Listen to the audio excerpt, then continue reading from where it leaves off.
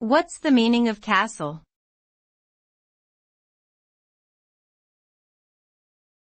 Castle.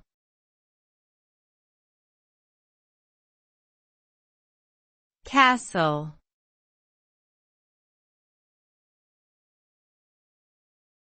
Castle.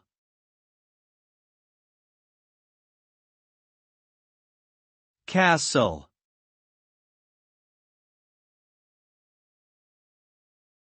A castle is a fortified, often majestic building that typically served as a residence for royalty or the nobility.